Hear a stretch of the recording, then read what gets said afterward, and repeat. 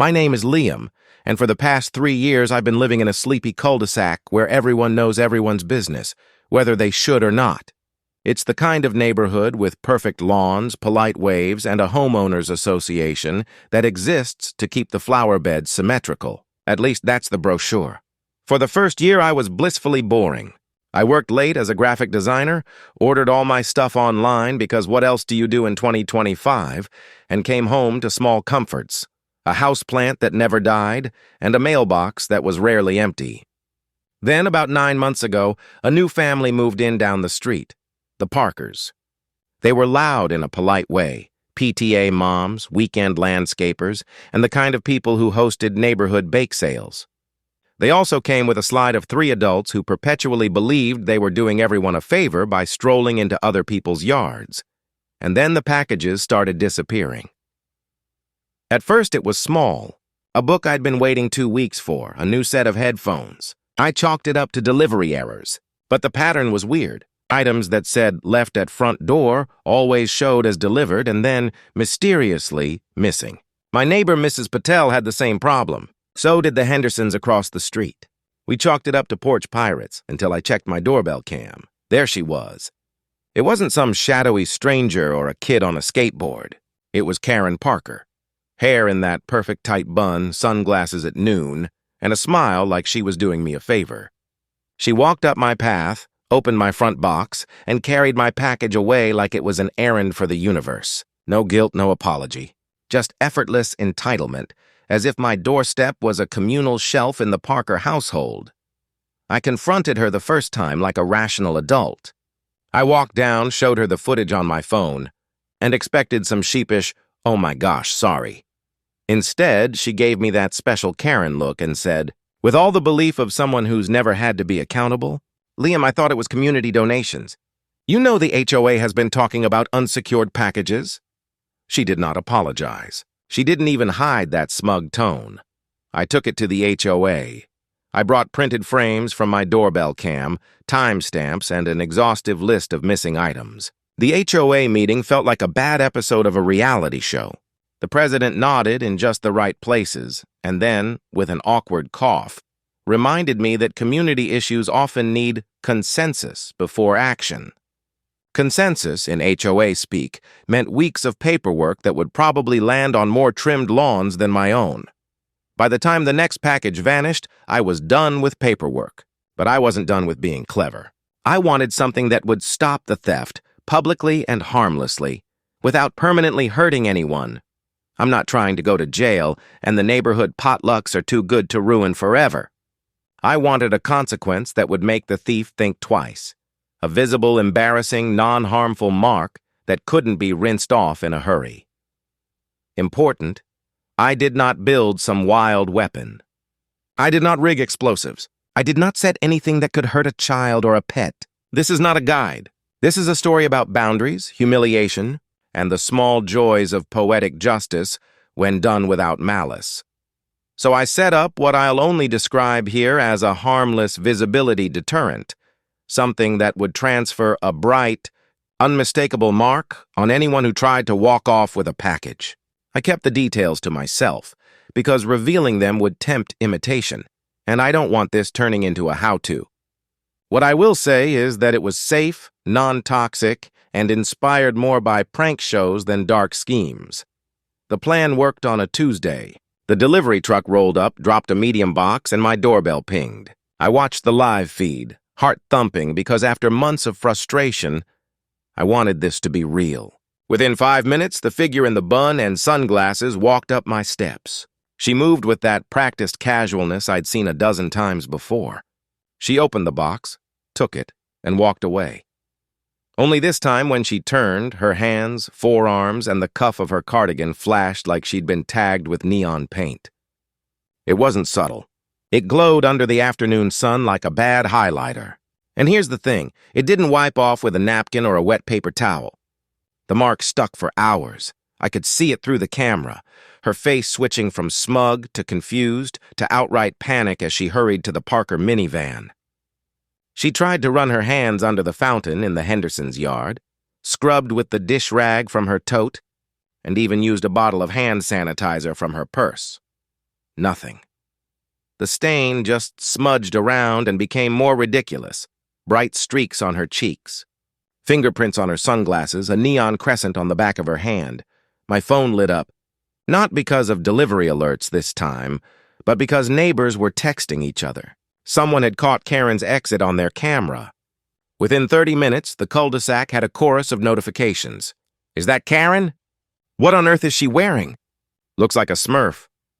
That evening, she came to my door, hands awkwardly folded, the bright hue still staining her fingertips. She flapped through the apology script like a hummingbird. I didn't know. I thought...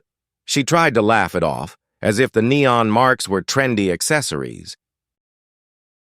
Her husband blocked her from leaning too close to my porch, and I realized with a small, private satisfaction that this time there was no teammate to back her up. You took my package, I said, calm but loud enough for the Connor family 2 doors down to hear. She did apologize then, reluctantly, mostly because of the neighbors watching. But it was the kind of apology you give when caught on camera crying into a pint of ice cream. Too little, too late. We both knew the spectacle had already done its work. The next morning at the local coffee shop, the park bench was a hive. People were whispering and pointing at the Parkers' minivan where the stain had a faint trace. Mrs. Patel told me she felt bad. She'd been too afraid to say anything, but she'd noticed things go missing for months.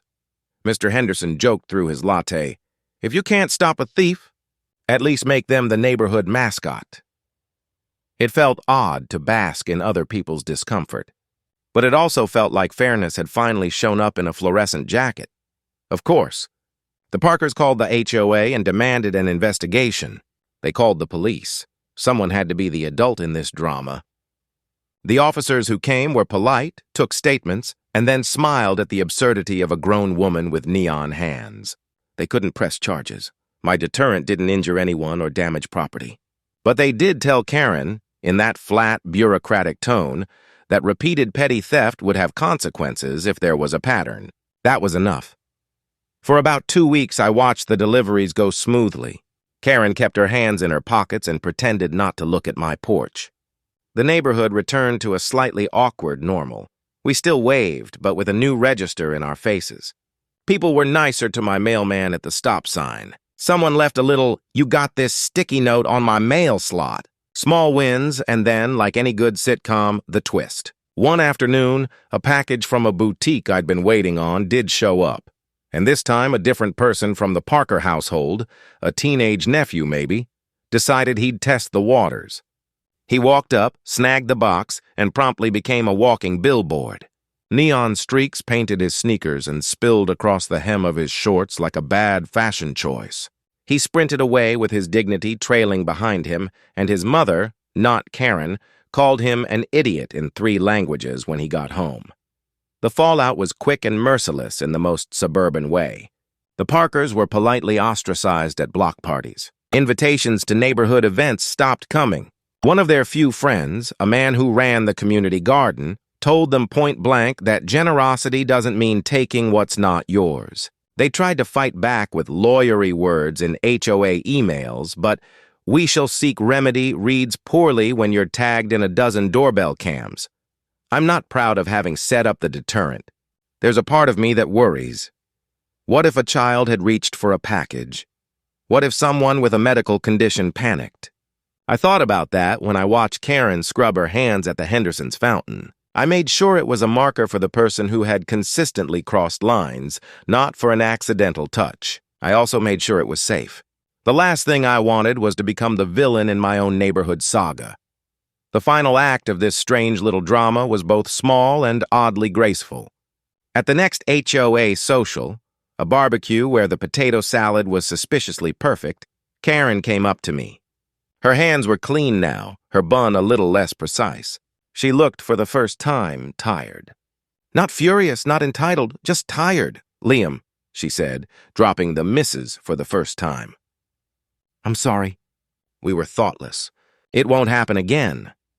I could have answered with an epic monologue about respect, about theft, about the sanctity of porch deliveries. Instead, I nodded. "Fair enough," I said.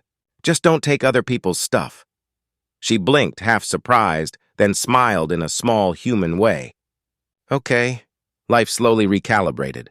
Packages were left where they were put. The Parkers learned to ask. I learned that justice could be creative without cruelty, and that sometimes drawing a bright line is as effective as ringing a bell. People still joke about that one summer of neon in hushed tones. Children ask if the Parkers were famous on TV. The Hendersons say it made the neighborhood more honest. Me? I keep my due. I keep my due. For Constance, the HOA queen. Constance didn't just live in the neighborhood. She governed it, with an iron fist wrapped around a copy of the bylaws.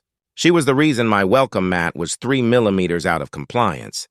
The reason I got a fine for having overly enthusiastic lawn gnomes, and as my doorbell camera clearly showed, the reason all my online orders were disappearing.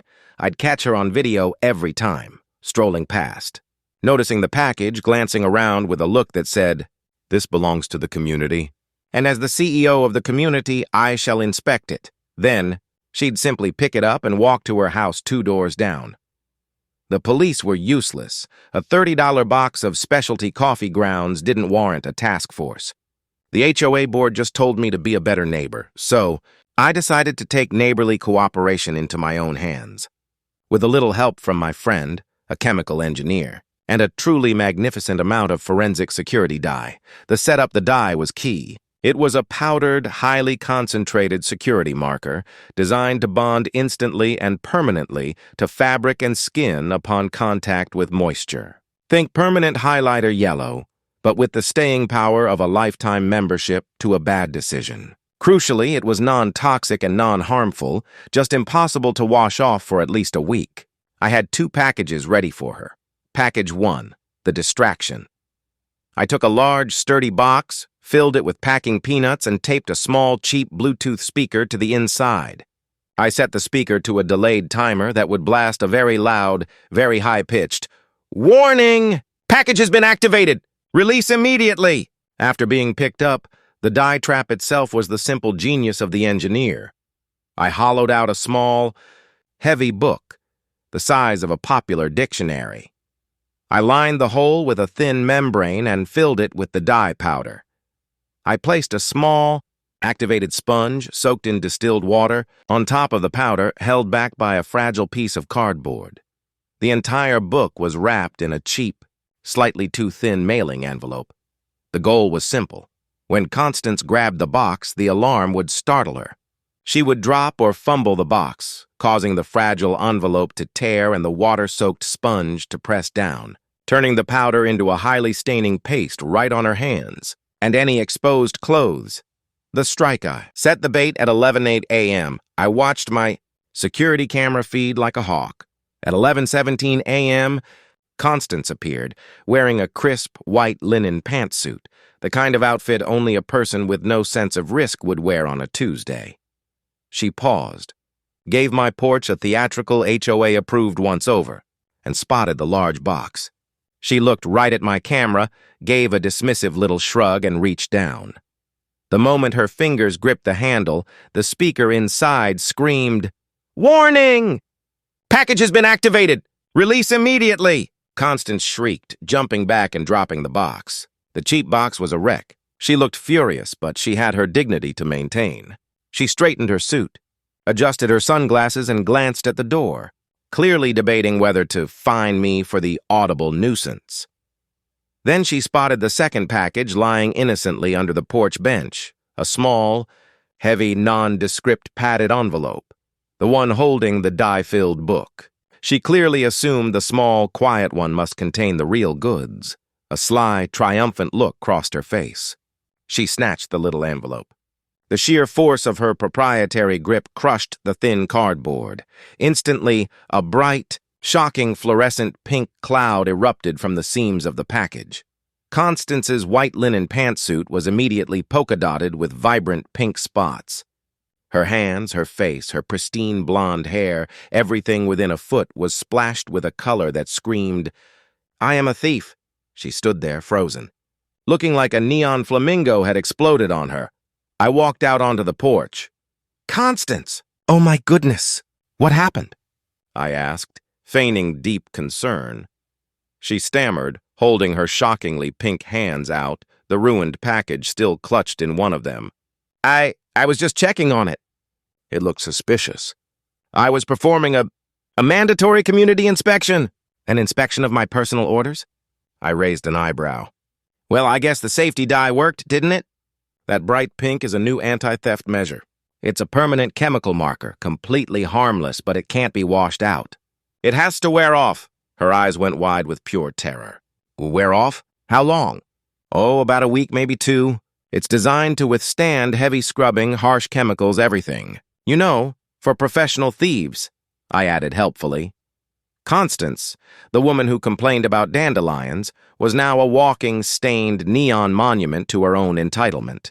She spent the next 10 minutes scrubbing her face with my garden hose, only succeeding in spreading the vibrant pink further across her cheeks. For the next 2 weeks, the HOA queen was nowhere to be seen. Her husband had to attend the monthly meeting and mumble something about her having a severe, contagious allergic reaction. When she finally reappeared, the dye had faded, but the rumor had not. More importantly, I never lost another package, because everyone knew that touching my mail meant walking around for 2 weeks looking like a freshly hatched flamingo, and that in the HOA was a fine no one was willing to pay.